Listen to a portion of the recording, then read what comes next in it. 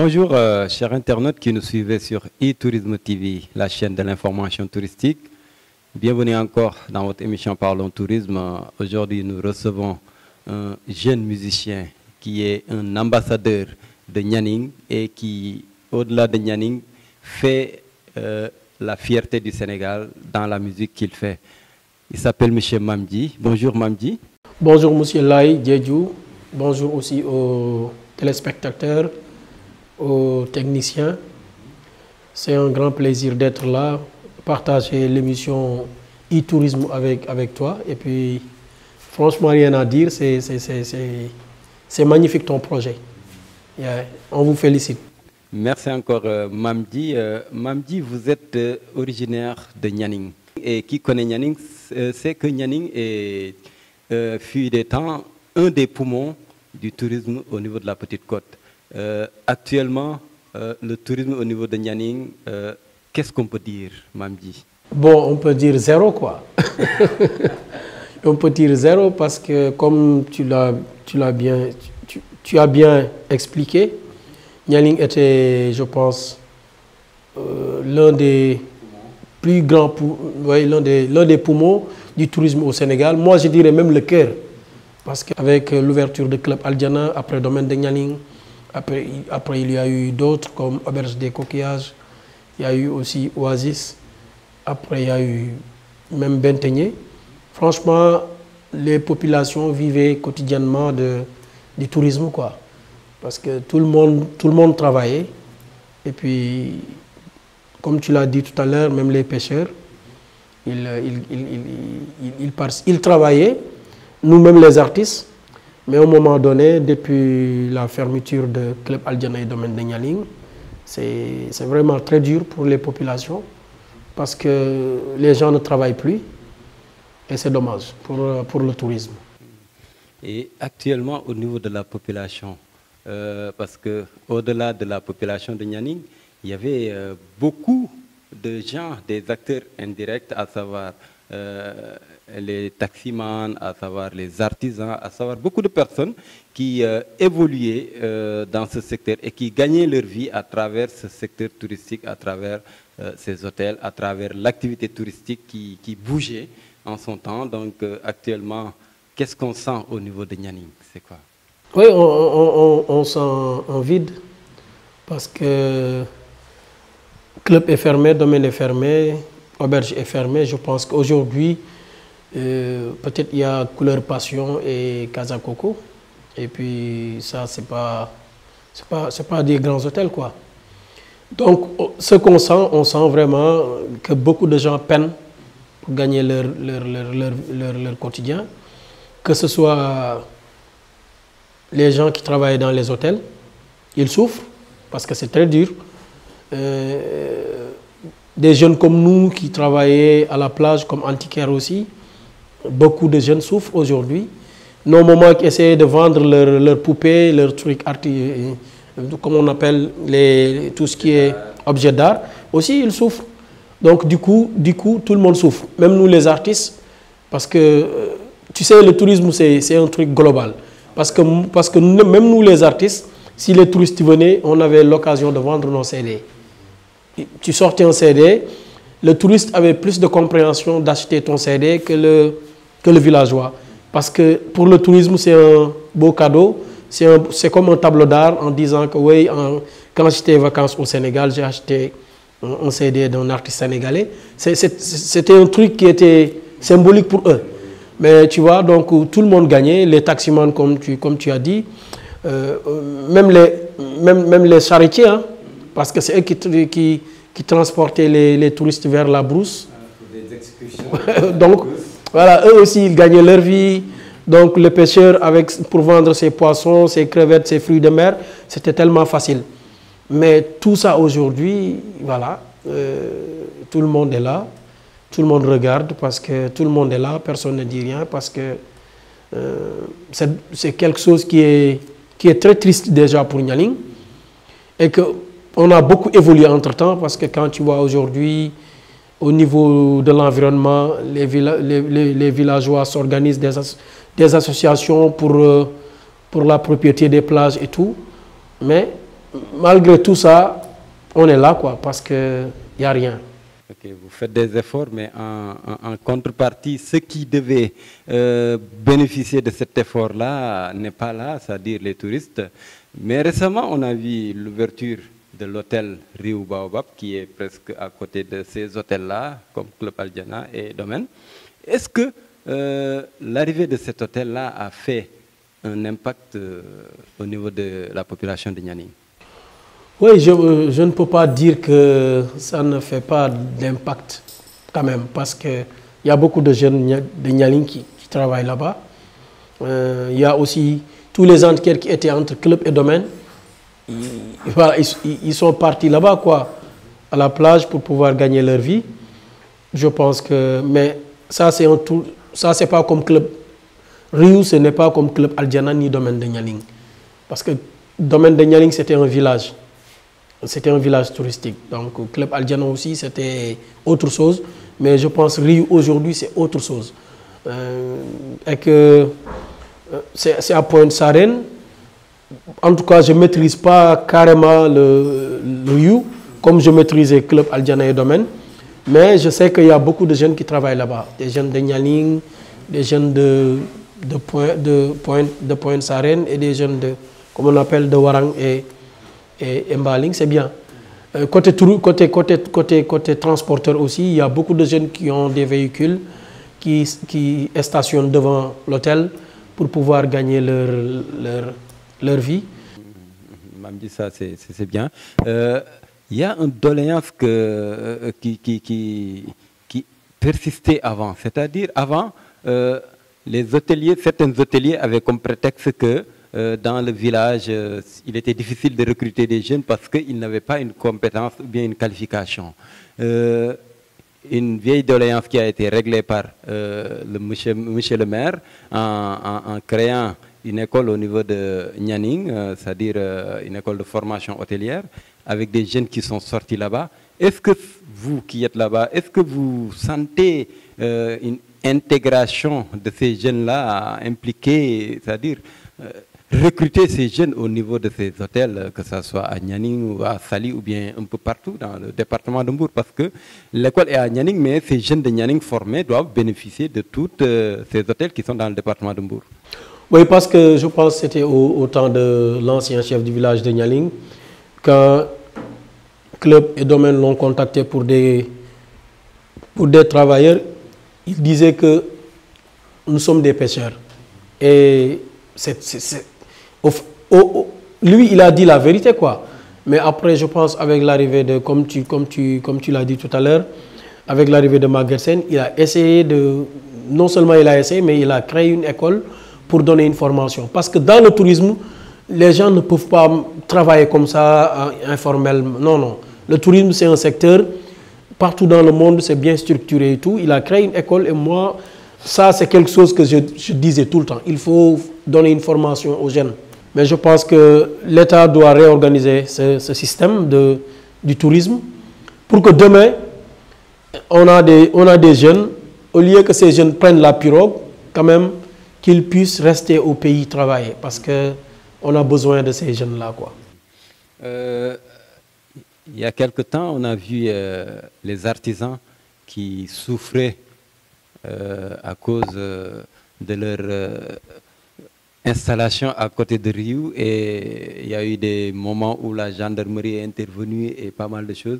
Est-ce que selon vous, il n'est pas temps de les organiser avec un village artisanal bien structuré, bien organisé et avec une sensibilisation, une communication bien faite au niveau de ces hôtels-là pour que ces touristes qui viennent puissent venir accéder à ce village artisanal et permettre à ces artisans de pouvoir vraiment faire correctement leur travail au lieu d'aller sur la plage où il fait tellement chaud, des fois c'est pas facile. Oui, je pense que aujourd'hui, au Sénégal, il faut tout organiser. Là, on est en train de parler du tourisme. Je pense que l'idée, c'est ça. Il faut des villages artisanaux. Ou bien même, il faut restaurer des sites. Parce qu'à Nialing, il y a des baobabs sacrés. Il fallait juste créer un truc où les femmes, toutes les femmes qui veulent travailler dans le tourisme, elles vont être là-bas pour vendre des colliers, des trucs. Après, à Pointe-Sarène, je pense que Pointe, il y a un village artisanal. C'est bien, mais ce qu'on faisait avant, sur la plage, tu voyais des antiquaires de gauche, de droite et tout. Je pense que même les antiquaires, on doit les former. Comme on forme les guides touristiques et tout. Donc, il faut former les antiquaires. Et que, comme tu m'as posé une question, mais tu as même répondu à la question. Il faut les former, il faut une sensibilisation, il faut une communication, et qu'il faut un espace. Et je pense qu'aujourd'hui, eux, ils ont... Peut-être le problème, ils ne voulaient pas aller là-bas parce que c'est loin. C'est éloigné. Mais tout ça, comme tu l'as bien dit, il fallait avant discuter avec eux. Mais tant que le problème de l'Afrique, c'est que le partenaire, il vient, il construit, il s'installe, il fait tout. Et ensuite, on négocie. Après, on négocie. Et c'est dommage. C'est-à-dire, avant l'ouverture de Riou, il devait y avoir des discussions avec tous les acteurs, même les pêcheurs. Parce que je pense que les pêcheurs ont un mot à dire. Parce que quand tu vas aller là-bas, il y a des jeunes qui font la pêche artisanale, qui tirent. Autant de domaines, toujours ils s'affrontaient entre eux. Aujourd'hui, à Riou, il y a un jeune de Nianing, il est là-bas. On ne l'interdit pas, mais quand même, il travaille. Mais il faut inviter les jeunes pêcheurs, il faut inviter les femmes et discuter. Mais une fois où l'hôtel ouvre ses portes, c'est trop tard. Et pour moi, ça, il faut changer ces démarches. Prochaine fois, il faut que la commune soit là, les populations, SAPCO. Parce que le problème qu'on a, tout ce qui est aménagement, je pense que c'est SAPCO. Mais il faut que quand même SAPCO et nos communes travaillent quotidiennement.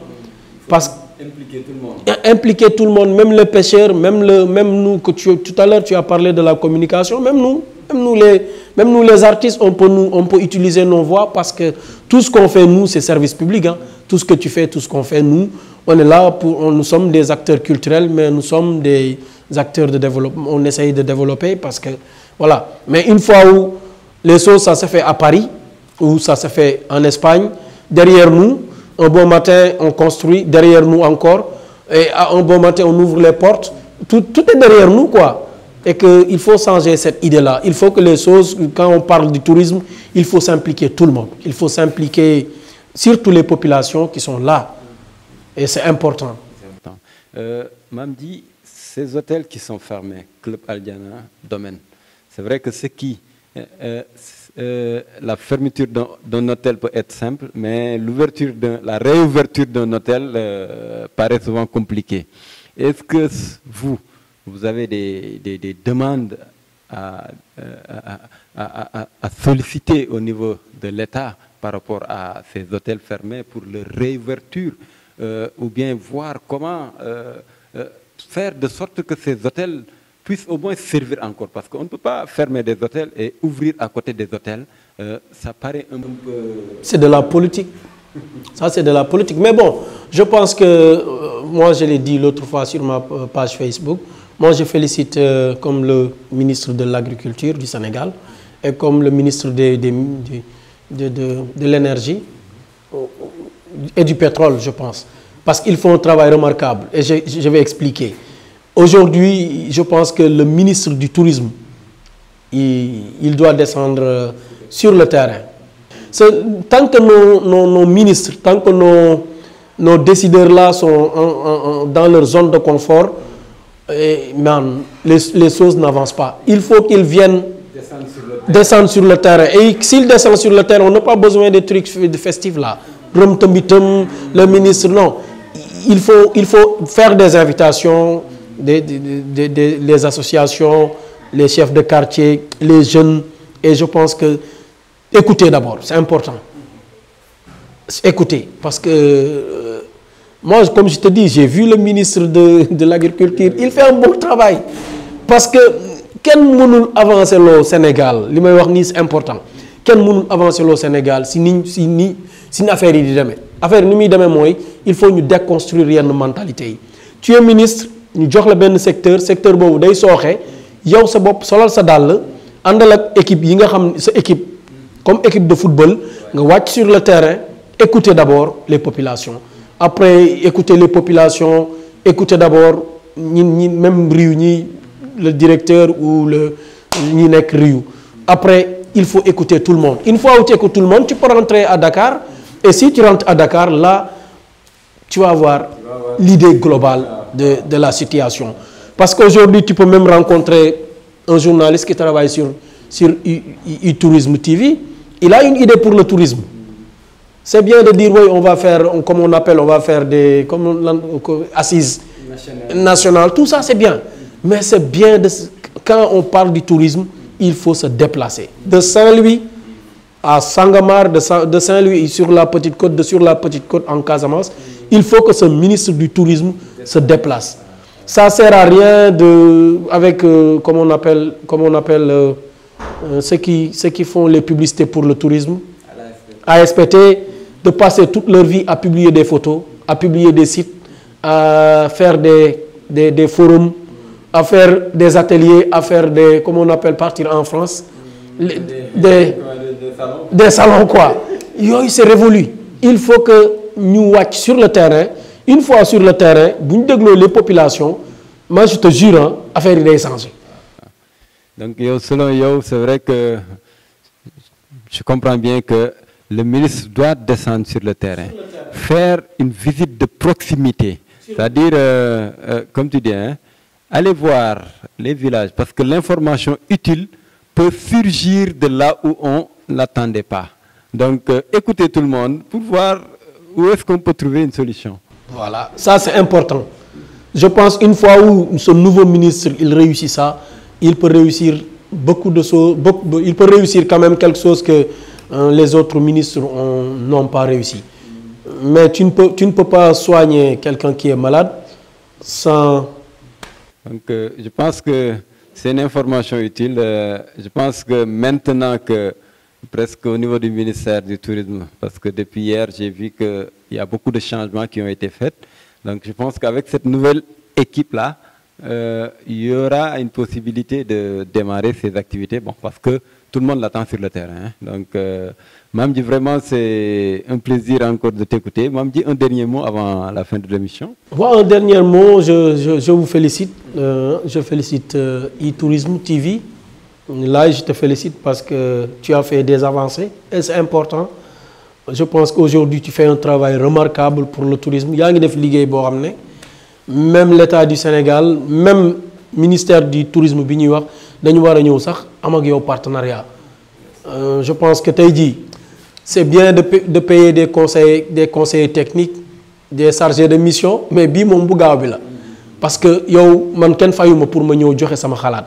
je pense que tey keneen kuy ñëw fii kenn fayu ko pour mu joxe xalaatam tey yow da nga war a liggéey warul yow ak ministère bi warul am kii voilà warul am barrière c'est tic ou tac maanaam ministère du tourisme daf ñi fay ne yëpp dañ la war di suivre dañ la war a boole seen programme parce que lii ba nga koy teg boobu def na plus de 15 ans plus de 20 ans kon mbir mi lii du caaxaan quoi ma wax ko olof aujourd'hui je pense que voilà lii dafa nekk loo xam ne ñun képp kuy liggéey ci tourisme bépp ministère ou depuis ay yi ñu créé yëpp seen démembrement ay SAPCO leneen ak leneen je pense que ñoom dañu war a copier lii non seulement copier ko mais labelliser ko jox la ay moyens yi mu gën a yaatu liggéey bi nga bëgg a def li ngay def xam nga ko day yomb loolu aussi c'est un coup de cœur boo xam ne maa ngi koy wax parce que xam naa ne ñii ñëw kuñ jox pour nga toog da nga bëgg résultat mais nag résultat moom nit ki mënu ko am tant que génnul doxi résultat si tànk lay nekk et puis di féliciter sa équipe bi di wax ne ñun ay ambassadeur lañ man bi ma mujjee Belgique j'ai fait je pense plus de 25 écoles c'est des primaires et dans chaque établissement bu ma dem dans chaque établissement quand je rentre quand on me présente c'est un Sénégalais déjà on me demande Sadio Mané on me demande ni Macky Sall on me demande ni aucun ministre Une fois on dit c'est un Sénégalais, vous connaissez le Sénégal, les jeunes disent oui, on connaît Sadio Mané, c'est un Sénégalais. Je pense que quelqu'un comme Sadio Mané, il faut. C'est un ambassadeur. Oui, voilà, il faut. Mais non seulement c'est un ambassadeur, mais il faut créer au-delà de même. Quelqu'un comme Sadio Mané, dis-toi que le ministre du Tourisme, après il pouvait faire des tournées en Europe, inviter Sadio Mané, aller de ville en ville. Sadio peut promouvoir. Nous, aujourd'hui, par exemple, parce que tu m'as demandé de dire mon dernier mot, mais nous les reggaeman, le plus grand festival du monde, c'est du reggae. Aujourd'hui, partout dans le monde, l'heure actuelle, en France, partout c'est des festivals de reggae. En Italie, c'est des festivals de reggae. Comme on appelle, Hollande, Espagne, partout c'est des festivals de reggae. Et que beaucoup de Européens vont aller dans ces festivals-là. Pourquoi ce ministre, il n'a qu'à travailler avec les reggaeman? Je ne parle pas d'un reggaeman qui va partir et rester là-bas. Il y a beaucoup de reggaeman sénégalais. Je lance un appel à notre ministre de la Culture, avec le ministre du Tourisme. Il faut travailler avec, même si c'est 10 reggaeman, de travailler avec eux sur des projets bien ficelés. Après, il faut les envoyer comme des éclaireurs ou comme des gladiateurs, qu'ils aillent dans ces festivals-là avec le drapeau Sénégal, en parlant du message destination Sénégal. Et ça peut pousser à beaucoup de venir découvrir le Sénégal. Et puis essayer de voir le billet d'avion aussi, parce que tout le monde dit, oui, la destination du Sénégal est chère. C'est ça mon dernier mot. Puis c'était un grand plaisir d'être là. Rastafari. Merci Mamdi. C'est un plaisir de te recevoir sur nos plateaux. Vraiment, l'émission a été vraiment riche. Et nous te remercions encore pour le déplacement de Nianing jusqu'à Hambourg. Merci encore. Merci à vous qui nous suivez sur e-Tourisme TV, la chaîne de l'information touristique. C'était tout pour votre émission Parlons Tourisme. À très bientôt.